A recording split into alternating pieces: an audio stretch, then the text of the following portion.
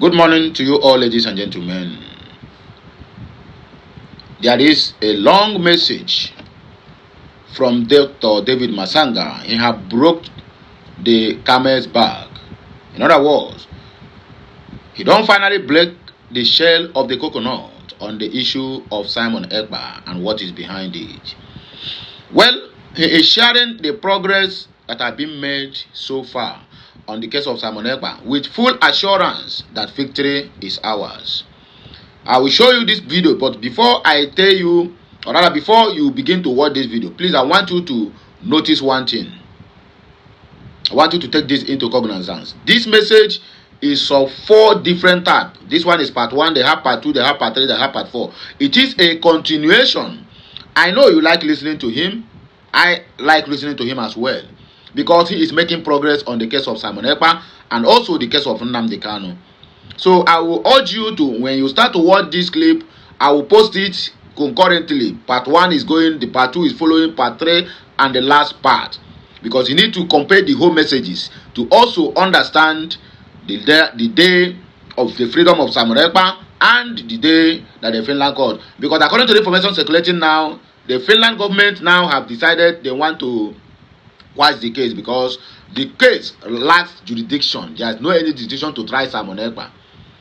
So all these things is what you are still going to hear from Dr. David Matsanga, because he is the one who is getting this information. He is there already for 2 weeks now. He has been in Finland. So that is it. And when you are watching, please endeavor to share the message, let it get to others. Okay? Let me just talk a few comments and then I will allow you to see the clip. Dr. Matsanga, please ignore anyone who asks you why you are defending at Simon Ekpa. They are IRAs sponsored by the criminal government of Nigeria. The rest, who aren't sponsored, are the wasted souls brainwashed to be perpetual slaves to the Fulani Janjaweed Caliphate. You are a great asset to Africa, especially to every one of us who believes in freedom. God bless you, sir. According to Freedom Warrior, and I write this one. Chinedum said, thank you, sir, Dr. David Matsanga, for standing with our leader, our brother, our Ikemba, the good guy, the Prime Minister Simon Ekpa Njoko.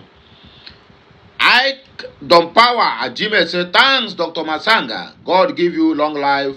You are great indeed. So now here we go take stop. Or I will continue the message. You understand me? We will continue the message. And at the end of the message, I will add the video of the awareness we are creating, which I have taken it personally upon myself that I'll be including in any of my publications. So please enjoy the rest of this video and make sure you like, share, comment, and subscribe for more interesting videos coming your way. I'll be right back with the second part of it. But enjoy this first one before we can be able to talk about the second one.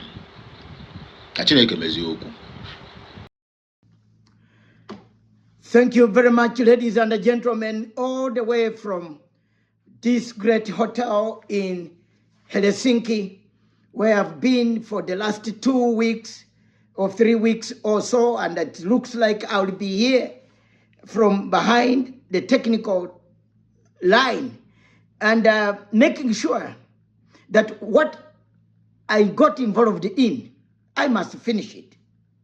As an African, I believe every African everywhere on planet Earth has a right to exist. Everyone, even any African, any human being, that's what my heart is. That's why I studied international law. That's why I went into to study to find out what it means by having an international law in Europe. I've stayed in Europe for the last 41 years in the United Kingdom. I've never seen this type of life. I've never seen this type of cases. A case of this nature can only be verifiable with evidence, not fact, not sexed, not doctored, not dossiers, not hearsay, not placing the suspect at the scene, imaginary placing of a suspect at the scene, not bringing people who have never been with the suspect at the scene, but hearsay. This is why I am here. I am an advocate for the voiceless. I do my work voluntarily. I've spent money here to stay in this place. I'm not asking for anybody to pay for my stay. In Netherlands or in Finland, you are not prohibited. And I'm not prohibited to come to Finland. I'm not sitting back in my home and thinking of what is going on. I see some people, malcontents, some people trying to ask me questions. Someone trying to tell you, why are you defending Simon? Simon is a human being. Simon is a Biafran, like you people. Whatever differences you have with Simon or Nnamdi Kanu, wait. When they come out, you can sort it out with them. And that is why I am here, to clarify and make matters very clear. That my role right now, don't ask me side shows. Don't ask me silly, stupid questions that I don't want to know. When I come out with the report, which I post on my X account, I have corroborated it with the lawyer. And I am in touch with the lawyer on an almost daily basis when he has time and is not tired. We are working together. I talk to him how far we can go. I've done my best. I submitted all what I know about. I'm not in the court. He is the only person in the court to present in the Haiti, and I'm in Helsinki as a backup officer, a backup behind the scene. If there's anything that they want to know, I will put it through. I have sat down, I've listened to the evidence of the prostitution for the last 2 weeks. I've looked at the evidence that was brought. Some of you have not seen the in-camera evidence, or the so-called classified, which I don't need to discuss at this time of anybody, because the court has put a gag on it. We shall not discuss classified material, so-called, which they say classified, which looks not even if classified, but looked sexed, doctored to term them classified. You know, the classification is only protecting the guys who came to tell lies. There's nothing in the reports that I see. I can't say anything beyond that. But I will table as a public voice for the people. I want the people of Biafra. I want the people of Africa to listen to me. I want them to know and put on record and take this step and keep it for record. That this is not the final stages. Whatever happens in Finland here is just the beginning of a dance, a very serious dance. We have 27 other law judges in Strasbourg, in Paris, waiting in France. Don't worry. If the judge here does not see the signal, why this man, this Ugandan guy is in here, I'm just a dangerous able man waiting, listening to where he's making mistakes. And that is very good for me. It is better for me publicly. Cases are not won. And I want to tell people here to listen. If you are a grave digger, dig a grave. Don't try to be an architect, to build a house, to draw a building, and which a house can kill people. Don't try to be a pilot when you can't fly a plane. Stick to what you know. And that is what should happen to people here. We go and make stories, write stories. This is not a laughing matter. We didn't come here for a wedding. I'm not at a wedding ceremony.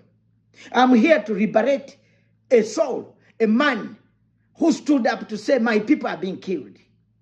Who stood up and said, the Nigerian army is brutalizing my people. Questions can be asked as the war ended. This man never found the war there. How far did Finland go to find whether the war was there or not? Where did Finland notify the European courts or European authorities that there is a war in southeastern Nigeria? When? From 2016, ladies and gentlemen, I have been on this case. Simon Ekpa was nowhere to be seen. There was no Simon Ekpa. It was, violence was there. Violence has been in that place. People were being butchered by Buhari. Simon Ekpa was not the one who started the butchering. This is the Nigerian army itself, and let President Stamp, Alexander Stamp, sir, listen to me. Nigerian army itself, I'm not from Biafra. I'm a Ugandan. I am one of those who put my television station free of charge from 2016 to date to say I will fight for these people, because young men were being killed by Nigerian army. By General Musa and other generals who were there, whom Buhari's hatred for the Igbo is well known. Buhari's hatred for Christians is well known. The late Buhari started this war, sent the army, instead of the army looking for the people in the north, in the Maiduguri area, in the northeastern, in the north, who were killing, abducting Boko Haram. He sent army to go and kill the Igbos of the south because he hates them. That is what the courts in Finland should know. I am doing this as a public prosecutor. I'm public. I'm a prosecutor, a defense prosecutor for the voiceless. Pick whatever word. If you want to listen, listen. But I'm leaving a post like this under my comment section and my timeline, something like, Indigo, come to the light of the world, come to Islam. You know, I'm not stereotyping and I'm not going to be biased. You see, my candid advice to Igbos, especially the businessmen among them, you have to be very sensitive and know how you can secure your land. You know, one thing about Igbos is that they are resilient. Their land could have been taken during the Biafran War, but they discovered that these people cannot be conquered easily, and they are determined people, resilient people. That is why the land of Igbo till now has not been conquered. But you know, one thing about Islam that many of you don't understand is that they are gradualists. They are patient people. They are very, very patient. They don't rush. They take time to attend to whatever they want to achieve. You know what Afghanistan told US? They said, you have the weapons, you have the tech, but we have all the time in the whole world. We are very patient. We'll wait for you. That was how they infiltrated US education system. They discovered that US cannot be conquered, not by any means. And they discovered that if you can brainwash the upcoming generations of children emanating from US, then you are finished US. That was how Qatar came up with their foundation, started pumping money into US education system from the grassroots. That was how they were able to lobby in Barack Obama in the year 1996 to become senator. And he came in as a Christian, disguised as a Christian, but underneath a jihadist. And he came in with LGBTQ+. He started sponsoring LGBTQ+, you know, brainwashing the children. That was how the children of that time are the youth of today. They are the one disturbing the peace of the country today. They are the one disturbing US today. They are the leftists. They are